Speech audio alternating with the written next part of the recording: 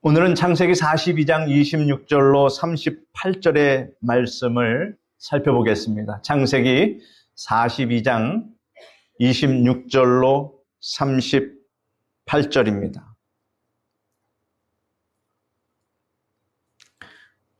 먼저 26절에서 38절까지 우리 같이 읽겠습니다. 그들이 곡식을 나귀에 싣고 그것을 떠났더니 한 사람이 여호 안에서 나귀에게 먹이를 주려고 자루를 풀고 본즉 그 돈이 자루 아귀에 있는지라. 그가 그 형제에게 말하되 내 돈을 도로 넣었도다. 보라, 자루 속에 있도다. 이에 그들이 혼이 나서 떨며 서로 돌아보며 말하되 하나님이 어찌하여 이런 일을 우리에게 행하셨는고 하고 그들이 가나안 땅에 돌아와 그들의 아버지 야곱에게 이르러 그들이 당한 일을 자세히 알려 아뢰되 그 땅의 주인이 그 사람이 엄하게 우리에게 말씀하고 우리를 그 땅에 대한 정탐꾼으로 여기기로 우리가 그에게 이르되 우리는 확실한 자들이요 정탐꾼이 아니니이다. 우리는 한 아버지의 아들 12 형제로서 하나는 없어지고 막내는 오늘 우리 아버지와 함께 가나안 땅에 있나이다 하였더니 그 땅의 주인인 그 사람이 우리에게 이르되 내가 이같이 하여 너희가 확실한 자들임을 알리리니 너희 형제 중에 하나를 내게 두고 양식을 가지고 가서 너희 집안의 굶주림을 구하고 너희 막내 아우를 내게로 데려오라. 그러면 너희가 정탐꾼이 아니요 확실한 자들임을 내가 알고 너희 형제들을 너희에게로 돌리리니 너희가 이 나라에서 무역을 하리라 하더이다 하고 각기 자루를 쏟고 본즉 각 사람의 돈 뭉치가 그 자루 속에 있는지라. 그들과 그들의 아버지가 돈 뭉치를 보고 다 두려워하더니 그들의 아버지 야곱이 그들에게 이르되 너희가 나에게 내 자식을 잃게 하도다. 요셉도 없어졌고 시몬도 없어졌거늘 베냐민을 또 빼앗아 가고자 하니 이는 다 나를 해롭게 함이로다. 루벤이 그의 아버지에게 말하여 이르되 내가 그를 아버지께로 데리고 오지 아니하거든 내 두 아들을 죽이소서 그를 내 손에 맡기소서 내가 그를 아버지께로 데리고 돌아오리이다. 야곱이 이르되 내 아들은 너희와 함께 내려가지 못하리니 그의 형은 죽고 그만 남았음이라. 만일 너희가 가는 길에서 재난이 그에게 미치면 너희가 내 흰 머리를 슬퍼하며 수월로 내려가게 함이 되리라. 시몬을 인질로 남기고 나머지 형제들은 양식을 가지고 가나안 땅으로 돌아오게 됩니다. 그런데 그들이 도중에 여관에서 객점에서 자루를 풀어 본즉 양식값이 그 자루 속에 돈이 그 자루 속에 있는 것을 보고 크게 놀랐습니다. 그리고 집으로 돌아갔습니다. 요셉의 형들은 아비 야곱이 장막을 친 헤브론으로 돌아와 야곱에게 애굽에서 있었던 일들을 거짓없이 잘 보고를 했습니다. 야곱은 아들들의 보고를 듣고서 그들을 책망하였습니다. 그는 현재 벌어지고 있는 일들이 하나님의 섭리라는 사실을 깨닫지 못했습니다. 이러한 야곱의 태도에서 우리는 깨달아야 할 것이 있습니다. 성도는 언제나 드러난 어떤 현상만을 가지고 평가하지 말아야 합니다. 그 이면에 역사하시는 하나님의 뜻이 무엇인지를 성찰해야 합니다. 어떤 일이 일어났을 때 그 일만 가지고 평가하고 그 일에 대해서 말하기보다는 어려운 일이 있을 때는 즉시 하나님과 기도로 교통해야 합니다. 묵상해야 합니다. 하나님께서 왜 이러한 일을 내가 겪게끔 하시는지 그것을 가만히 묵상해서 하나님의 뜻을 알고자 노력하는 것이 첫 번째 순서입니다. 요셉을 잃고 시몬에 이어서 베냐민까지 잃을 것으로 생각한 야곱은 슬픔에 잠겼습니다. 실로 파란만장한 인생을 살아온 야곱에게 임한 노년의 고난은 그도 감당하기 어려웠을 것입니다. 자식을 잃는 슬픔은 부모에게 최고의 최악의 슬픔입니다. 야곱은 요셉을 잃고 또 베냐민까지 애굽에 보내야 하는 현실을 받아들일 수 없었습니다. 이는 다 나를 해롭게 하는 것이다 라는 이 한탄 속에는 이미 그의 생애에 대한 비애와 절망이 배어 있었습니다. 자식 하나를 잃었으니 그 자식을 가슴에 묻고서 살아가는 아비의 심정은 우리 부모라면 100번이라도 이해가 됩니다. 12아들이 있고 하나들이 없어졌다고 해서 그것을 예사로 잊어버리고 그렇게 평안히 살 수 없는 것이 부모의 마음입니다. 28절에 보면 그가 그 형제에게 말하되 내 돈을 도로 넣었도다. 보라, 자루 속에 있도다. 이에 그들이 혼이 나서 떨며 서로 돌아보며 말하되 하나님이 어찌하여 이런 일을 우리에게 행하셨는가? 이렇게 말합니다. 야곱의 아들들이 깜짝 놀랐습니다. 혼이 나갈 정도로 두려워 떨었습니다. 왜 이렇게 두려워 떨었겠습니까? 애굽의 총리의 그 오미함을 잘 알고 있었기 때문입니다. 그들이 정탐꾼으로 의심받고 있는 이 마당에 이 같은 일이 일어났으니 무슨 변명을 함으로 이 일을 감당할 수 있을까 생각하니 앞이 캄캄하며 혼이 나간 자같이 두려움에 쌓일 수밖에 없습니다. 저가 맘만 먹으면 군사들을 풀어서 즉시 달려와서 잡아가도 가서 무슨 변명을 하겠습니까? 물증이 다 그대로 남아있는데. 자기들도 영문을 알 수 없어서 하늘을 바라보고 하나님이 어찌하여 이런 일을 우리에게 행하셨는가 하고 원망하였습니다. 하나님이 행하셨습니까? 무슨 일이 있으면 하나님을 원망하는 것들이 참으로 잘못된 관습이고 잘못된 습관입니다. 누가 그렇게 합니까? 열심히 교회 다니는 신자들이 그와 같은 일을 하고 또 큰 일을 당하면 그런 사람도 봤습니다. 연세가 지긋하신 분인데 교회에 다녔었다고, 내가 집사님이었고 교회에서 열심히 봉사했다고, 그러면서 교회에서 어떤 일을 경험하고서는 다시는 교회를 안 간다고 하나님을 원망하고 안 가는 겁니다. 그러면 되겠습니까? 하나님이 무슨 일을 했다고? 사람을 보기 때문에 신앙에서 떨어진 겁니다. 사람을 보며 세상을 볼 때 만족함이 없다라고 하는 이 사실을 여러분 아시기를 바랍니다. 우리에게 즐거움과 기쁨과 평안과 만족을 주시는 분은 오직 하나님 한 분이십니다. 사람에 대한 기대를 높게 갖지 마십시오. 제가 그러지 않았습니까? 사람은 그럴 수 있다. 왜? 완전하지 않기 때문에. 그러나 하나님은 그러실 수 없다라고 하는 사실. 그러므로 전지전능하신 하나님만 믿고 사는 사람은 결코 실족하지 않게 된다 하는 이 사실을 여러분 아시기를 바랍니다. 뜻밖의 환난을 만나면 사람들은 두 가지 종류의 반응을 보입니다. 첫 번째 반응이 뭘까요? 자신의 지난 날을 되돌아보고 자신의 잘못이 없는지 살피는 사람이 있습니다. 겸손하고 낮은 자세로 하나님 앞에 무릎을 꿇고 기도하게 됩니다. 그리고 하나님 앞에 지었던 죄들이 생각나면 다 회개하고 용서를 구합니다. 참으로 바람직한 자세입니다. 또 한 부류는 자신에게 닥친 환난을 원망하고 불평하는 사람입니다. 아주 명확하게 갈려집니다. 오늘 본문에서 보면 야곱의 아들들이나 야곱은 이 두 번째에 해당하는 그러한 행위를 쏟아냅니다. 하나님을 원망하는 모습을 보였습니다. 하나님이 어찌 우리에게 이렇게 이런 일을 행하셨을까? 이것이 하나님의 원망입니다. 인과응보라는 말이 있습니다. 원인에 따른 보응이라는 말입니다. 사람들이 어떤 재난을 만났을 때 푸념처럼 하는 말이 있습니다. 내가 죄가 많아서 이런 일을 당한다. 이렇게 말합니다. 특히 자신의 자녀들이 큰 재앙을 만나면 부모들이 보통 자신이 죄가 많아서 이렇게 된 것 같다고 말하기도 합니다. 이러한 푸념은 반은 맞고 반은 틀린 말입니다. 그럴 수도 있고 아닐 수도 있습니다. 그렇다고 전혀 무관하다고도 말할 수 없습니다. 연관성이 있을 수도 있다 그런 얘기입니다.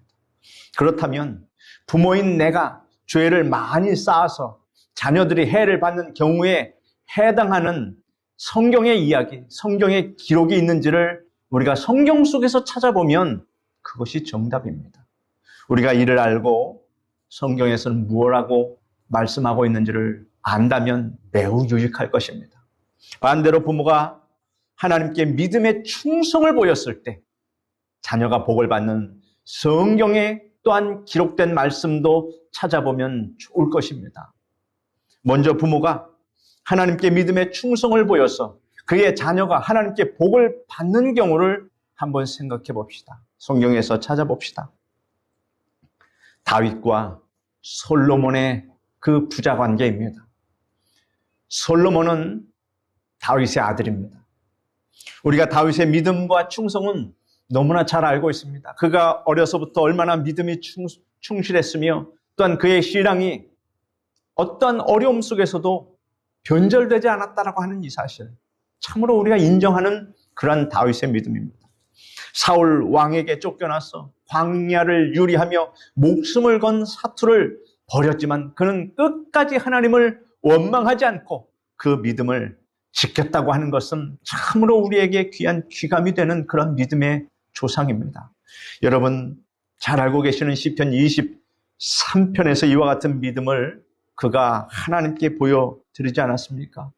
여호와는 나의 목자시니 내게 부족함이 없으리로다. 그가 나를 푸른 풀밭에 누이시며 쉴 만한 물가로 인도하시는도다. 내 영혼을 소생시키고 자기 이름을 위하여 의의 길로 인도하시는도다. 내가 사망의 음침한 골짜기로 다닐지라도 해를 두려워하지 않을 것은 주께서 나와 함께 하심이라. 주의 지팡이와 막대기가 나를 안위하시나이다. 주께서 내 원수의 목전에서 내게 상을 차려주시고 기름을 내 머리에 부으셨으니 내 잔이 넘치나이다. 내 평생에 선하심과 인자하심이 반드시 나를 따르리니 내가 여호와의 집에 영원히 살리로다. 인생의 파란만장한 그 환난과 우여곡절을 다 경험한 그러한 다윗이 하나님께서 나를 이렇게 보호하여 주시고 지켜주셨다. 그러므로 내 평생에 하나님의 그 선하심과 인자하심이 항상 나를 따를 것이다라고 하는 이 믿음을 갖고 있었다라고 하는 거예요. 그래서 나는 여호와의 집에서 영원히 살리로다. 여러분 또한 이러한 믿음을 가지고 우리 하나님의 집에서 영원히 사시며 그 하나님의 집은 천국인 것을 믿으시길 바랍니다. 우리가 이것을 위하여 이렇게 열심히 하나님께 예배드리며 우리가 살아갑니다. 우리가 이렇게 신앙생활을 열심히 하는 이유가 바로 그것이라고 하는 이 사실을 여러분 아시길 바랍니다. 우리가 이 땅에서 잘 먹고 잘 살기 위해서 신앙생활하는 것 아닙니다. 그것은 부차적인 부수적으로 얻어지는 유익이요. 최종적인 유익은 목적은 바로 천국에서 영원히 여호와의 집에 영원히 살리로다 하신 그 말씀대로 우리가 그렇게 살기를 위해서 이렇게 열심히 신앙생활합니다. 참으로 보람찬 신앙생활인 것을 여러분 아시기를 바랍니다. 다윗은 하나님의 은혜로 왕위에 올랐어도 하나님의 은혜를 잊지 않았고 그 믿음은 변하지 않았습니다. 그 고백이 바로 시편 103편에 이렇게 기록하며 노래하고 있습니다. 내 영혼아 여호와를 송축하라. 내 속에 있는 것들아 다 그의 거룩한 이름을 송축하라. 내 영혼아 여호와를 송축하며 그의 모든 은택을 잊지 말지어다. 그가 내 모든 죄악을 사하시며 내 모든 병을 고치시며 내 생명을 파멸해서 속량하시고 인자와 공의로 관을 씌우시며 좋은 것으로 내 소원을 만족해 하사 내 청춘을 독수리같이 새롭게 하시는도다 라고 말씀하고 있습니다. 여러분 하나님의 모든 은택을 잊지 마시기를 바랍니다. 그를 찬송하며 경외하는 사람에게 좋은 것으로 내 소원을 만족해 하사 내 청춘을 독수리같이 그렇게 날마다 새롭게 하시는도다. 이러한 고백이 여러분의 고백이 되길 바랍니다. 독수리 날개치며 올라감 같은 새 힘을 항상 여러분에게 부어주십니다. 그러므로 오늘도 하나님의 공급하심으로 우리가 살아갑니다.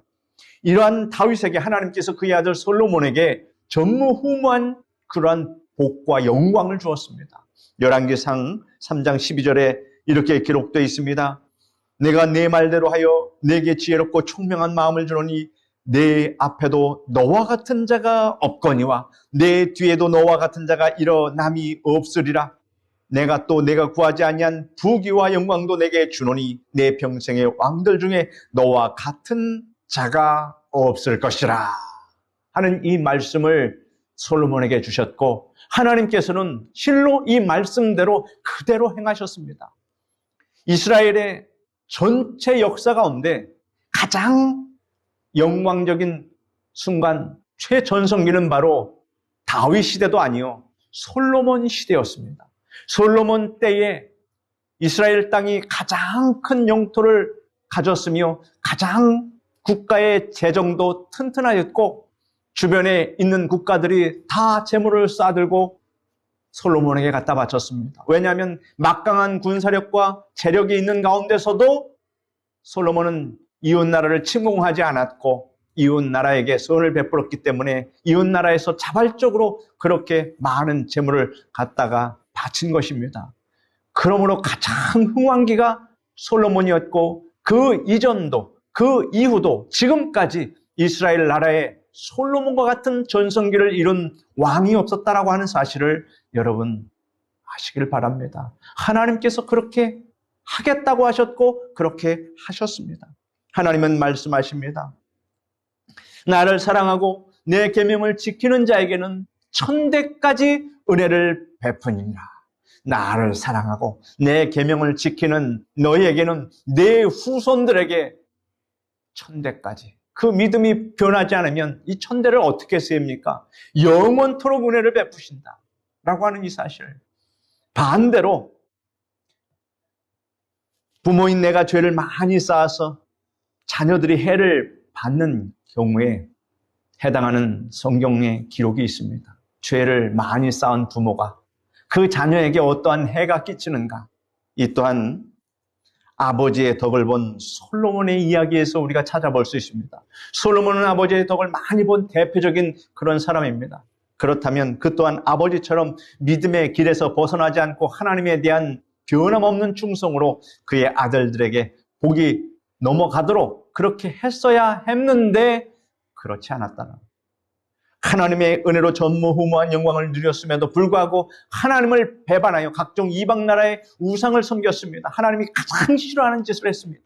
이방 나라의 여인을 처첩으로 맞이하면서 방탕하기가 이 같은 자가 또 없었다라고 하는 사실입니다. 얼마나 안타깝습니까? 하나님께서 그에게 내린 은혜를 거둬들였습니다. 하나님의 징계는 가장 아픈 곳을 치십니다. 솔로몬의 아들 르호보암이 있었습니다. 솔로몬의 아들 르호보암이 아버지의 덕을 보지 못하고 나라를 잘못 치리하여서 이스라엘이 그해 때부터 분단의 비극을 맞이하게 되고 분단되어서 북이스라엘과 남쪽 이스라엘로 나누어지면서 그 두 나라 간의 전쟁이 끝이 없었습니다. 여러분 한번 생각해 보십시오. 지금 우리나라와 북한이 만약에 전쟁이 끝이 없다면 여러분 살 수 있겠습니까? 우리가 이렇게 전쟁 없이 지금까지 살아가는 것 하나님의 전적인 은혜인 것을 아시기를 바랍니다.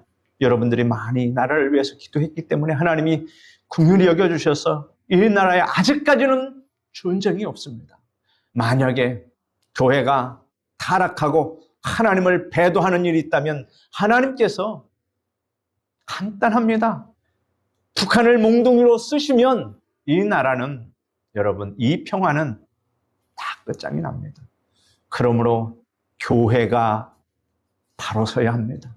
교회가 하나님 앞에 진실하게 서면 하나님께서 교회를 지키기 위해서 나라도 지켜주심을 아시기를 바랍니다.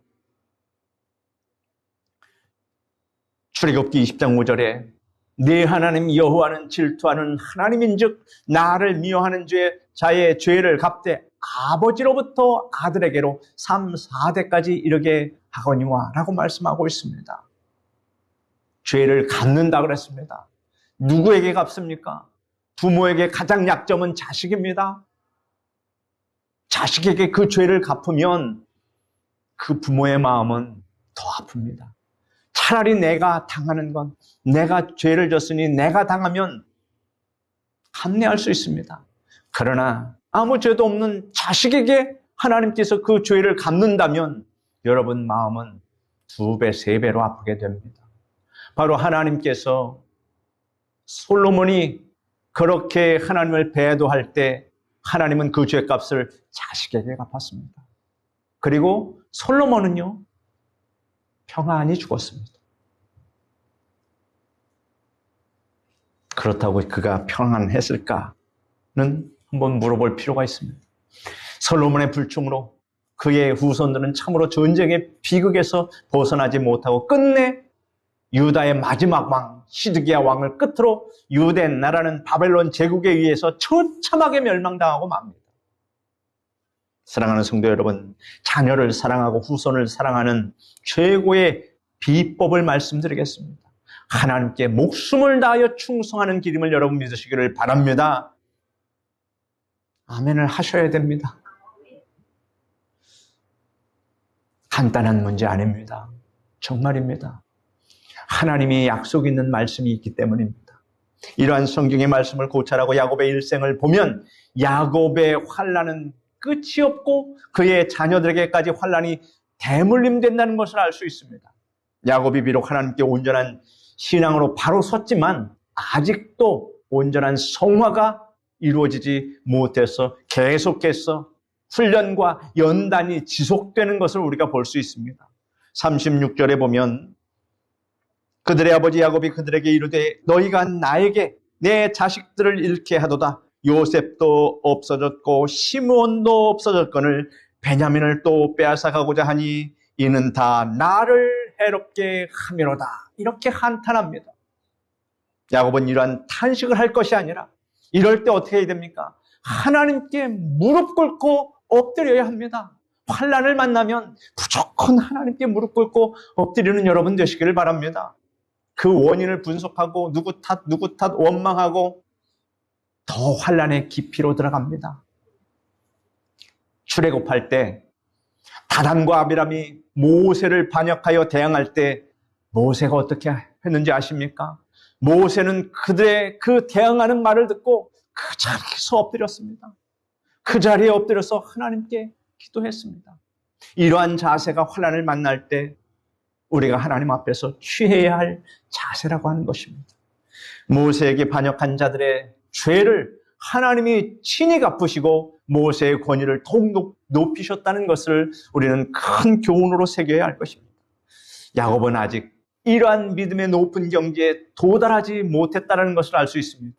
사랑하는 성도 여러분, 여러분은 모세와 같은 믿음의 경지에 도달하시기를 바랍니다. 야곱과 같이 모든 것이 나를 해롭게 하는 것이로다 하는 이러한 망령된 말은 하나님을 업신여기는 불신앙입니다. 하나님은 전지전능하셔서 모든 것을 주관하시고 또한 섭리하셔서 하나님께 부름받은 자들에게는 모든 것을 합력하여 선을 이루어 주시는 분이십니다. 언제나 이 말씀을 여러분 가슴에 새기고 사는 여러분 되시기를 예수님의 이름으로 축원드립니다. 기도하겠습니다. 거룩하신 하나님 감사합니다. 우리가 어떠한 신앙을 가져야 마땅할까 하는 것을 야곱의 이야기를 통해서 깨닫게 됩니다. 하나님 도와주시옵소서. 이렇게 성경에 기록된 믿음의 선진들을 보면서 우리는 어떠한 믿음의 선진들을 본을 삼고 그 믿음을 우리가 따라갈 수 있는가를 하나님 깨닫게 하여 주심을 감사합니다. 하나님, 오늘 말씀 가운데서 우리 부모들이 정말로 하나님께 목숨 걸고 충성을 다하는 그러한 신앙의 자세로 살아갈 때 하나님께서는 그 복을 우리 후손들에게 내려준다라고 하는 이 사실을 오늘 깨닫고 하나님 아버지 변함없는 믿음으로 하나님을 항상 기쁘게 하는 그러한 삶을 살아갈 수 있도록 도와주시옵소서. 예수님의 이름으로 기도드립니다. 아멘.